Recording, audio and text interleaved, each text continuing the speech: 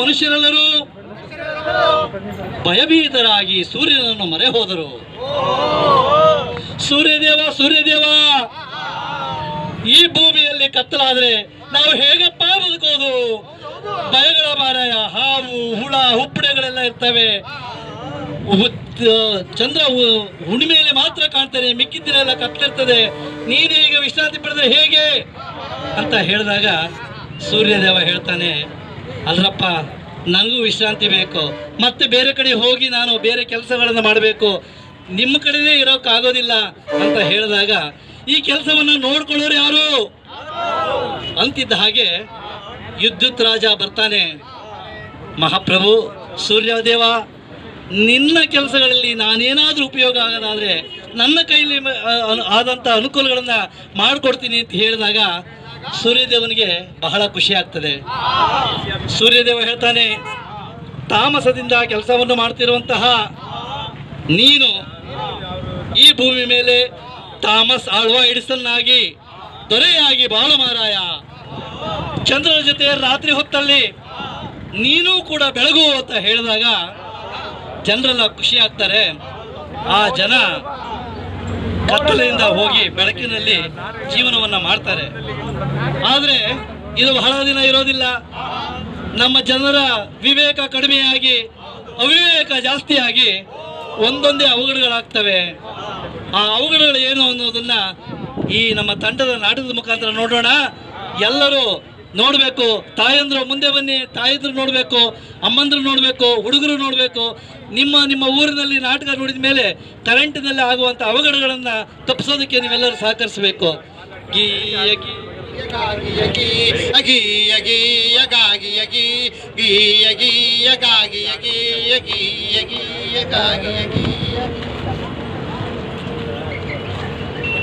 ವಿದ್ಯುತ್ ಮಹಾರಾಜರಿಗೆ ನನ್ನ ನಮಸ್ಕಾರಗಳು.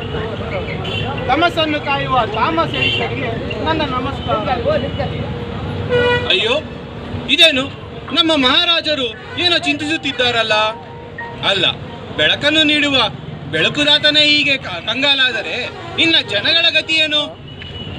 ಸ್ವಾಮಿ, ಸ್ವಾಮಿ, ನಿಮ್ಮ ಚಿಂತೆಗೆ ಕಾರಣವೇನು ಸ್ವಾಮಿ? ಮಂತ್ರಿವರ್ಯರೇ,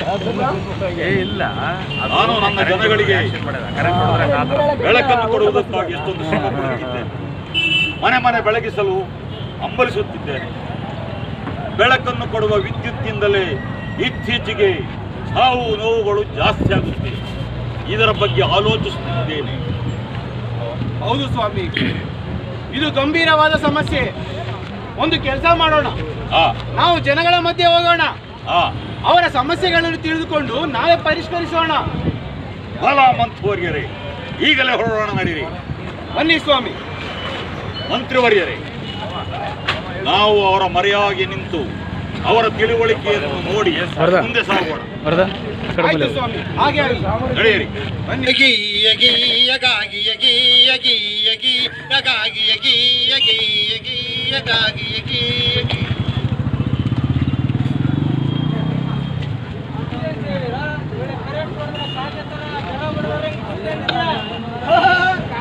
ಕಾಗೆಲ್ಲ ಸುಟ್ಟು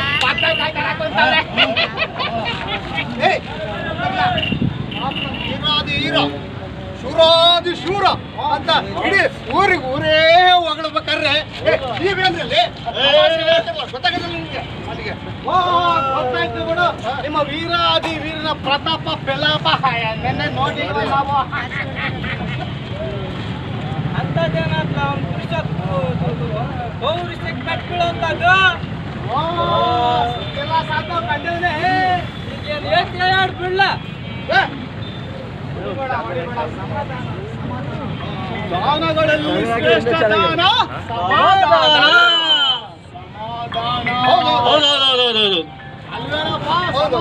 ಈಗ ಸಿನಿಮಾದಲ್ಲಿ ಕಥೆ ಹೇಳ್ದಂಗೆ ಹೇಳ್ತೀನಿ ಕೇಳು.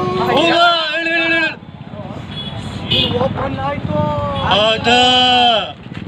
ಫುಲ್ ಲೈಟ್, ಬೆಳಕು ಬೆಳಕು. 3 ದಿವಸ ಮುಂಚೆ ನಮ್ಮೂರ ನಡೆಯೋ ಹಬ್ಬದಾಗೆ ಗಾಳಿಪಟ ಆರ್ಸೋ ಸ್ಪರ್ಧೆಗ ವೀರ ಭಾಗವಹಿಸಿದ್ನ.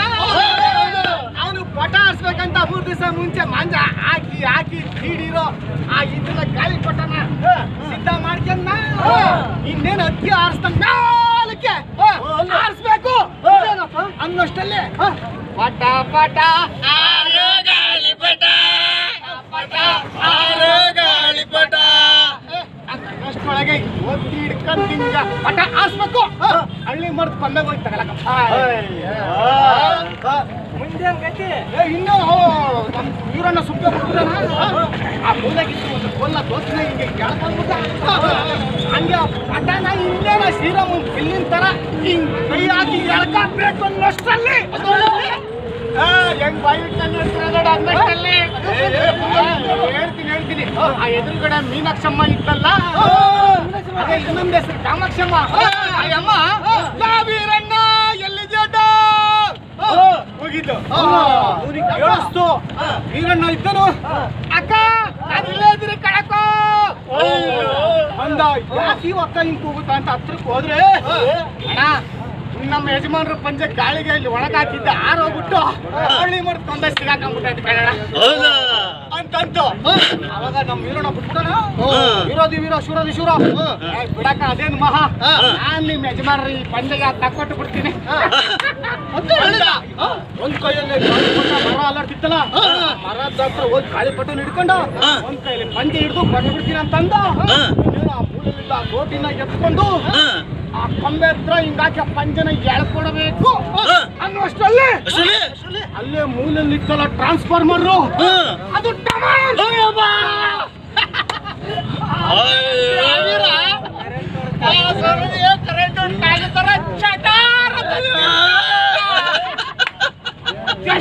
ಅಂತೀನಿ ನಮ್ ಜಾವೀರ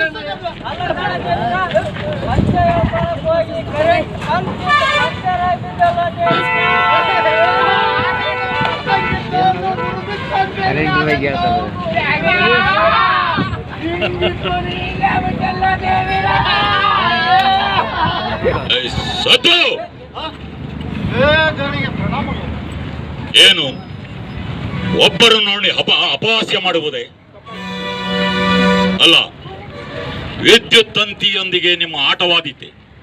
ವಿದ್ಯುತ್ ತಂತಿಯಲ್ಲಿ ಅಪಾರವಾದ ವಿದ್ಯುತ್ ಚಲಿಸುತ್ತಿರುತ್ತದೆ, ಬಹಳ ಉಪಾಯವಾಗಿರಬೇಕು. ಅಲ್ಲ ದೇವೀರ,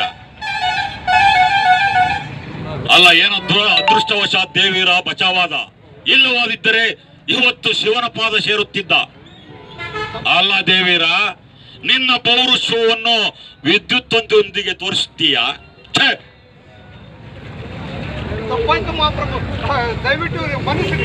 ತಪ್ಪನ್ನು ತಿದ್ದಿಕೊಂಡು ನಡೆಯುವುದೇ ಒಳ್ಳೆತನ.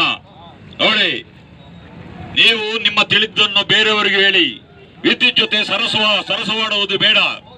ನೋಡಿ, ವಿದ್ಯುತ್ ಕಂಬಗಳ ಮೇಲೆ ಬಟ್ಟೆ ಇತರ ವಸ್ತುಗಳನ್ನು ಹಾಕುವುದು ಮತ್ತು ವಿದ್ಯುತ್ ತಂತಿ ಮೇಲೆ ನಡೆಯುವುದು, ವಿದ್ಯುತ್ ಟ್ರಾನ್ಸ್ಫಾರ್ಮರ್ ಸುತ್ತಮುತ್ತ ಮಕ್ಕಳು ಆಟವಾಡುವುದು, ಇದೆಲ್ಲ ಅಪಾಯಕರ ಮತ್ತು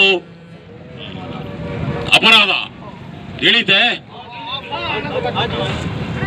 ಮತ್ತೆ ನಿಮ್ಮ ಹೊಸದಾಗಿ ನೀವು ಲೈನ್ ತಗೋಬೇಕಾದ್ರೆ ಸರ್ಕಾರಿ ಲೈಸೆನ್ಸ್ ಹೊಂದಿರ್ತಾರಲ್ಲ ಕಾಂಟ್ರಾಕ್ಟ್ರು, ಅವ್ರ ಹತ್ರದಿಂದ ಲೈನ್ ತಗೋಬೇಕು. ಮತ್ತೆ ಗ್ರೌಂಡ್ ಕರೆಂಟ್ ಕೊಡಬೇಕು. ವಿದ್ಯುತ್ ಬಗ್ಗೆ ಬಹಳ ಮಕ್ಕಳಿಗೆಲ್ಲ ತಿಳಿ ಹೇಳ್ತಾ ಇರಬೇಕು. ವಿದ್ಯುತ್ ಅಂತ ಅಂದ್ರೆ ಏನು? ಕಣ್ಣಿ ಕಾಣದ ವಸ್ತು, ಅದನ್ನು ಮುಟ್ಟಿದ್ರೆ ಇದನ್ನ ನೀವು ಪ್ರತಿಯೊಬ್ಬರು ಹೇಳ್ಕೋಬೇಕು. ಗೊತ್ತಾಯ್ತೆ? ವಿದ್ಯುತ್ ಕಂಬಕ್ಕೆ ಅಲ್ಲೇ ಎತ್ತು ಕಟ್ಟೋದು, ಅಲ್ಲೇ ಕುರಿ ಕಟ್ಟೋದು, ಅಲ್ಲೇ ಮೇಕೆ ಕಟ್ಟೋದು, ಇದೆಲ್ಲ ಮಾಡೋರು.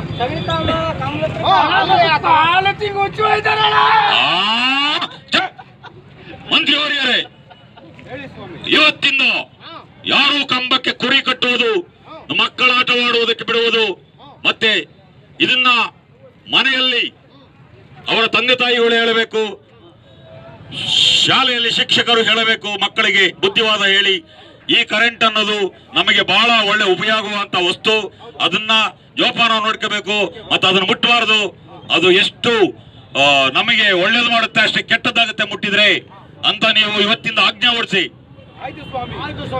ಅಣ್ಣ ನೀವ್ ಹೇಳ್ದಂಗೆ ಇನ್ಮ್ಯಾಕಿಂದ ನಾವು ವಿದ್ಯುತ್ ಉಪಕರಣ ಉಪಯೋಗಿಸಬೇಕಾದ್ರೆ ಸುರಕ್ಷಾ ಕ್ರಮವನ್ನ ಅನುಸರಿಸ್ತೀವಿ, ನಮ್ಮ ಜನಕ್ಕೆ ತಿಳುವಳಿಕೆ ಹೇಳ್ತೀವಿ. ಇನ್ನು ಮುಂದೆ ಕರೆಂಟಿಂದು ಏನಾದರೂ ತೊಂದರೆಗಳಾದರೆ 19221 ತಕ್ಷಣ ಕರೆಯನ್ನ ಮಾಡಬೇಕು. 19 21 19 12 19 12 ಇದಕ್ಕೆ ತಾವೆಲ್ಲರೂ ಕರೆ ಮಾಡಿ ನಿಮ್ಮ ತೊಂದರೆಗಳನ್ನು ಹೇಳ್ಕೋಬೇಕು. ಎಷ್ಟು ಅಪರಾಧ ನಿಜ, ಅಪರಾಧ ಮಾಡಿದರೆ ಜೈಲು ಶಿಕ್ಷೆ, ಆದರೆ ದೇವ್ರೇನಾದ್ರೂ ಶಿಕ್ಷೆ ಕೊಟ್ಟ ಅಂದರೆ ದೇವ್ರ ಹತ್ರನೇ. ಆ ಕಾರಣಕ್ಕೋಸ್ಕರ ಜೈಲು ಶಿಕ್ಷೆ ಬೇಕಾದ್ರೆ ತಪ್ಪಿಸ್ಕೋಬಹುದು, ಪರಮಾತ್ಮನ ಶಿಕ್ಷೆಯಿಂದ ಯಾರು ತಪ್ಪಿಸ್ಕೊಳಕ್ಕಾಗಲ್ಲ. ಯಾರನ್ನೋ ಕಂಬಗಳ ಹತ್ರ ಏನು ಅವಘಡಗಳನ್ನ ಮಾಡಬಾರದು.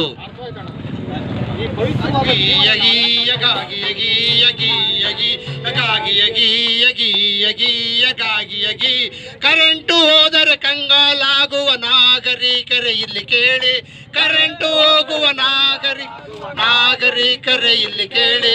ವಿದ್ಯುತ್ ಎಂದರೆ ಜ್ಯೋತಿ ಸ್ವರೂಪ, ಕೆರಳಿಸಿ ಮೈ ಕೈ ಸುಟ್ಕೋಬೇಡಿ. ವಿದ್ಯುತ್ ಎಂದರೆ ಜ್ಯೋತಿ ಸ್ವರೂಪ, ಮೈರಿಸಿ ಮೈ ಕೈ ಸುಟ್ಕೋಬೇಡಿ.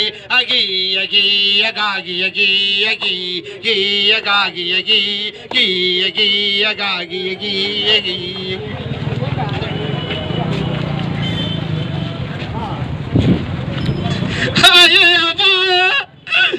ನನ್ನ ಮಗ ಸತ್ತು ಬಿದ್ದು ಬಿಟ್ಟಿದ್ದಾನೆ ಮಹಾರಾಜ್ರಿ, ಏನು ಮಾಡ್ಲಿ? ಅಯ್ಯಪ್ಪ ನನ್ನ ಮಗನ ಉಟ್ಕೊಸ್ಕೊಡ್ರಿ ಮಹಾರಾಜ್ರಿ.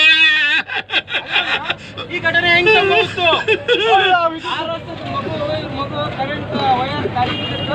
ಅದನ್ನ ಮುಟ್ಟಿ ಬೆಂಕಿ ಇದು ವಿದ್ಯುತ್ ಅಣ್ಣ ನಾನು ಹೇಳ್ತೀನಿ ಕೇಳು. ಇವ್ರ ಮನೆಗೆ ಆ ಮಗು ಯಾವಾಗಲೂ ವಿದ್ಯುತ್ ಕಂಬ ಅಲ್ಲಿ ಇಲ್ಲಿ ಆಟ ಆಡ್ತಿರ್ತಾರೆ, ಟ್ರಾನ್ಸ್ಫಾರ್ಮರ್ ಎಲ್ಲಿ ಇರ್ತದೋ ಅಲ್ಲಿ ಬಾಕ್ಸ್ ಹತ್ರ ಎಲ್ಲ ಆಟ ಆಡೋದ.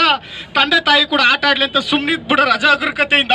ಅದಕ್ಕೆ ಆ ಮಗು ವಿದ್ಯುತ್ ಟಚ್ ಆಗ್ಬಿಟ್ಟು ಮೈ ಕೈಗೆ ಜೀವ ಒಟ್ಟಬಿಟ್ಟು ಸತ್ತೋಗ್ಬಿಟ್ಟಿದಾಳ. ದೇವ್ರೇ ಏನ್ ಮಾಡಮ್ಮ? ನೀವೆಲ್ಲ ಮನುಷ್ಯರೇನು?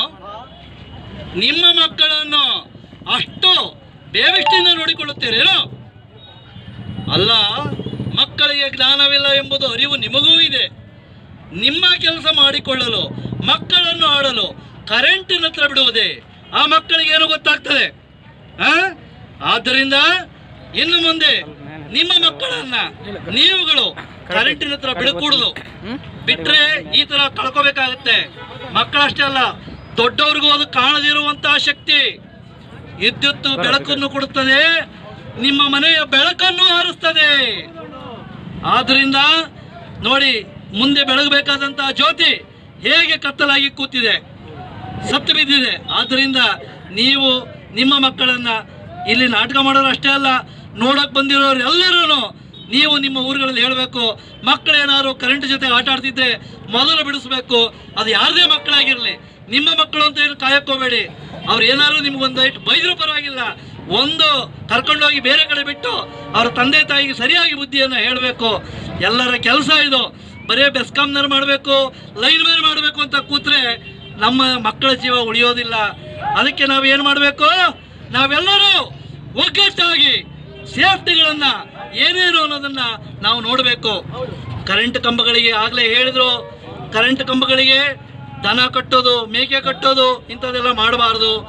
ಬ್ಯಾನರ್ಗಳನ್ನ, ಫ್ಲೆಕ್ಸ್ಗಳನ್ನ ಆಗುತ್ತಾ ಕಟ್ಟಿದ್ರೆ ಏನಾಗುತ್ತೆ ಅಂತ ಮುಂದಿನ ನಾಟಕದಲ್ಲಿ ಗೆಳೆಯರು ತೋರಿಸ್ತಾರೆ.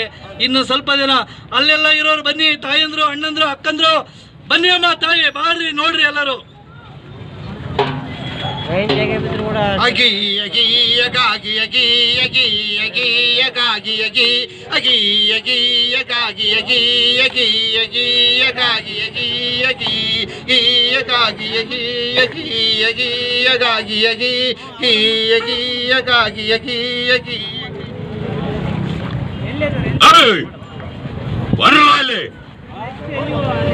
ನೋಡ್ಲಾ, ನಮ್ಮೂರನ್ ದೇವಸ್ಥಾನ ಪ್ರೋಗ್ರಾಮ್ ಹೆಂಗಿರ್ಬೇಕು ಅಂದ್ರೆ ಅದು ನಾನ್ ಮಾಡಿಸ್ತಾ ಇರೋದು. ಸ್ವರ್ಗಕ್ಕೆ ಕಿಚ್ಚ ಎತ್ತಂಗಿರ್ಬೇಕು. ಎಲ್ಲ ಕಡೆ ನಂದೇ ಫೋಟೋ ಬರ್ಬೇಕು, ಆ ತರ ಮಾಡಿರಲ್ಲ. ನೀನೇನು ಯೋಚನೆ ಮಾಡ್ಬೇಕಣ್ಣ, ನೀವೆಲ್ಲ ಜೂವಾಗಿ ಎಲ್ಲಾ ಕಂಬಗಳಿಗೂ ಎಲ್ಲಾ ಮರಗಳಿಗೂ ಹಂಗ ಬ್ಯಾನರ್ ಕಟ್ಔಟ್ ಕಟ್ಟಿದ್ದು 6 ಅಡಿ ಕಟ್ಟಿದ್ದು. ಅದು ತುಂಬಾ ಸೀರಿಯಸ್ ಲೈಟ್ ಹಾಕ್ತೀವಿ.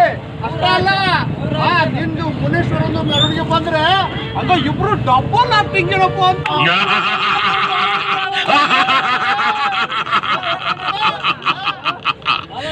ಅದು ದೊಡ್ಡ ಲೈಟ್ ಕಂಬ ಹಾಕಿ ಎಲ್ಲ ಸೀರಿಯಸ್ ಆಗಿ ಕಳಿಸ್ತಾ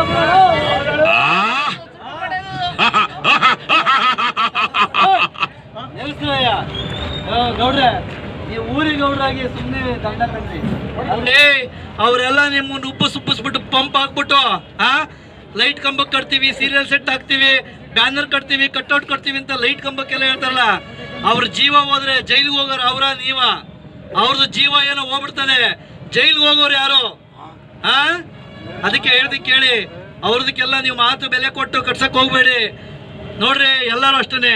ನಿಮ್ಮ ಊರಿನಲ್ಲಿ ಗಣೇಶನ ಹಬ್ಬ ಆಗಲಿ, ದೀಪಾವಳಿ ಆಗಲಿ, ಊರಮ್ಮನ ಜಾತ್ರೆ ಆಗಲಿ, ಮಾರಮ್ಮನ ಜಾತ್ರೆ ಆಗಲಿ, ಯಾವುದೇ ಹಬ್ಬ ಹುಣ್ಣಿಮೆಗಳಾಗಲಿ, ನೀವಾಗೆ ಲೈನ್ಗಳನ್ನ ಎಳಿಲಿಕ್ಕೆ ಹೋಗ್ಬೇಡಿ.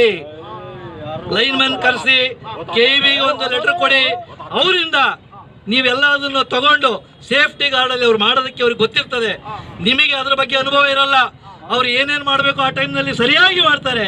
ಆದ್ದರಿಂದ ಈ ಗೌಡ್ರು ಮಾಡಿದಾಗೆ ನೀವು ಎಲ್ಲಿ ಬೇಕೋ ಅಲ್ಲಿ ಹೇಳಿದ್ರು ದುಡ್ಡು ಕೊಡ್ತಾರೆ, 500 ರೂಪಾಯಿ ಕೊಡ್ತಾರೆ, 200 ರೂಪಾಯಿ ಕೊಡ್ತಾರೆ ಅಂತ ಹೇಳ್ಬಿಟ್ಟು ಕರೆಂಟ್ ಕಂಬಗಳಿಗೆಲ್ಲ ಕಟ್ಔಟ್ ಕಟ್ಟೋದಕ್ಕೆ, ಬ್ಯಾನರ್ ಕಟ್ಟೋದಕ್ಕೆ ದಯವಿಟ್ಟು ಹೋಗ್ಬೇಡಿ. ಅಣ್ಣ, ನೀವ್ ಹೇಳಿದ ಅರ್ಥ ಆಯ್ತು. ನನ್ನ ಪ್ರಶ್ನೆ ಕೇಳ.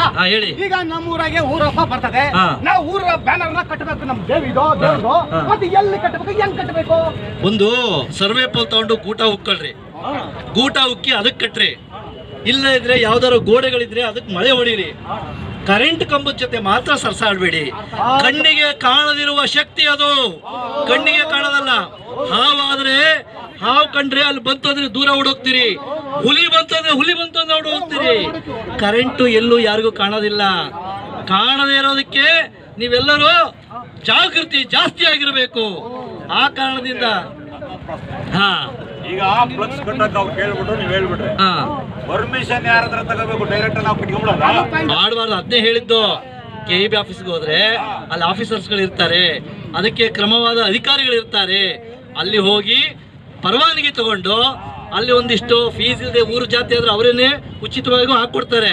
ನಿಮ್ಮೂರಲ್ಲಿ ಲೈನ್ ಮ್ಯಾನ್ ಇರ್ತಾರೆ, ಅವ್ರಿಗೆ ತಿಳಿಸಿದ್ರೆ ಅವರವರು ಹಾಕೊಡ್ತಾರೆ. ಮರ ಕಡಿಯೋದು ಕೂಡ ನೀವೇ ಕಡಿಬಾರ್ದು. ಕಂಬದ ಲೈನ್ ಕೆಳಗಿದ್ರೆ ಐದು ಬಿಡು ಅಂತ ಹೇಳಿ ನೀವೇ ಕಡಿಯಕ್ ಹೋದ್ರೆ ಬಿದ್ದು ಏನಾದ್ರು ಡಮಾರ್ ಅಂದ್ರೆ ಜೀವ ಹೋಗ್ಬಿಡ್ತದೆ. ಲೈನ್ ಕೆಳಗೆ ಏನೇ ಹೋಗ್ಲಿ, ಕರೆಂಟಿನ ಕೆಳಗೆ ಯಾರು ರಿಸ್ಕ್ ತಗೋಬೇಡಿ ವೈಯಕ್ತಿಕವಾಗಿ.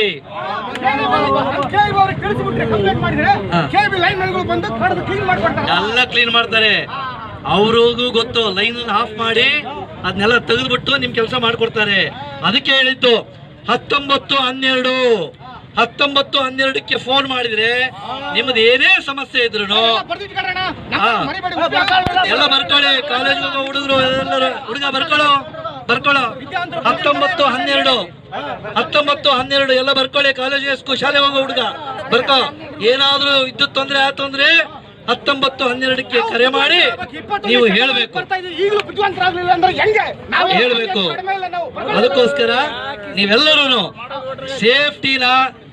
ಸೇಫ್ಟಿನ ಜೀವ ಉಳಿಸ್ಕೊಳ್ಳೋದು ನೋಡಿ. ಅವ್ರ ಮೇಲೆ ಹಾಕೋದು ಬೇಡ ಯಜಮಾನ್ರೆ.